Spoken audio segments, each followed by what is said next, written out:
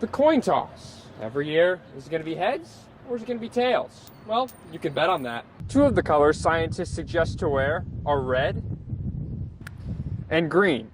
It's a celebrate tonight kind of win for Indiana, but tomorrow they'll be focused on the health of their key players. Riders have to be here all week and to complete at least 7.5 hours in order to qualify for qualifications, and then 17.5 hours on top of that if they want to race in the little 500.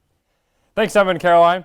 As everyone prepares for the sky to darken on Monday afternoon, our eyes will play tricks on us, making us see certain colors more than others. On Monday, you may have questions about the total solar eclipse, such as, where should I watch it? Or, how can I safely record it on my phone? But a question you may not have considered is what to wear. Why is that important, you may ask? It's all about the inner workings of our vision. We have 3 different types of cone photoreceptors that are responsible for seeing different wavelengths. So shorter wavelengths are the blue colors, medium wavelengths are the greens, and the longer wavelengths are the reds. During the eclipse, as the sky darkens and our eyes adjust, some colors become less vibrant, and others more. Two of the colors scientists suggest to wear are red and green, considering they have different wavelengths. That means an optimal viewing setting for the eclipse is right here at Memorial Stadium for the Hoosier Cosmic celebration. As the eclipse goes on, you're going to notice, wow, the field looks really bright, and boy, the grass looks great today. And it's just your eyes playing a little bit of a trick on you.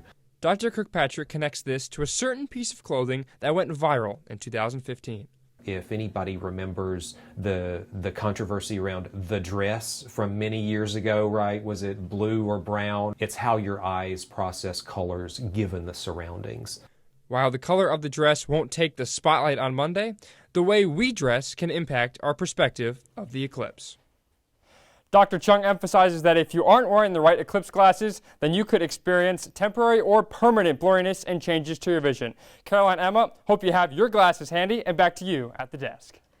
Thanks, Emma. It was a wild evening, a packed assembly hall, a tie game, and then suddenly a loud noise. Sirens.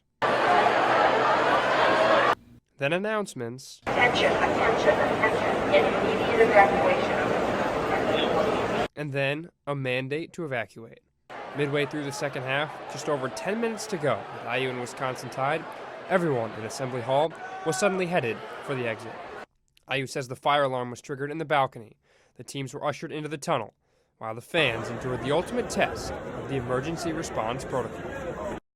In the balcony, a fire alarm tripped, and in the case of that, it's required by law that the fire department come on the scene and they be the ones that actually determine that it's safe, especially in an environment with thousands of people, and they're the ones who had to come in order to turn it off. With storms coming, confused fans wonder about whether it was a weather siren or a fire alarm. They stood outside Assembly Hall until the all clear came 10 minutes later. Everybody's like, okay, they're going to start letting them back in. And when they said that, you just see this giant rush of students come sprinting in. And I didn't even think about, because it's normally GA. I was like, it's like free game now. Meanwhile, in Chicago at the IU women's game against Northwestern, storms were the reason fans were told to shelter in place just after the game. It made for an unusual night for both IU teams. I want to thank our fan base, our crowd, for going through what we all went through and still came back into the game and gave us the support that we needed. It's the first time I've ever been a part of something like that in my career as a player and coach. And those who waited patiently at Assembly Hall were rewarded. The men held on to win 74-70 after quite the bizarre night.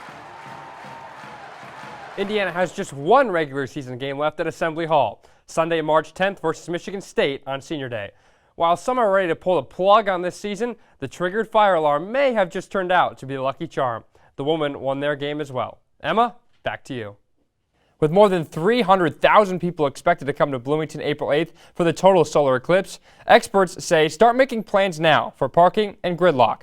After a nearly 2-year search, the Hamilton Luger School of Global Studies and International Affairs has named a new dean. John C. Orsiari will become the Luger School's second dean in its history. The inaugural dean stepped down in 2022. CRCR was an associate dean at the University of Michigan Ford School of Public Policy and oversaw the Ford International Policy Center. He served in the U.S. Treasury Department's International Affairs Division and earned the Meritorious Service Award in 2007. He begins on March 1st. If you're looking for a new place to live in Bloomington next year, the IMU was the place to start your search. Requests for emotional support animals on campus are on the rise. While furry friends are the most common, some students find comfort in animals a little more cold-blooded. IU NewsNet's Haley Miller has the story. If you're interested in applying for an emotional support animal in student housing, contact Residential Programs and Services. Just don't try bringing a slithering snake to class with you. I'll leave the emotional support snake to you, Austin. They look nice in the zoo, but I feel like if I had one around my neck, it would be awfully stressful.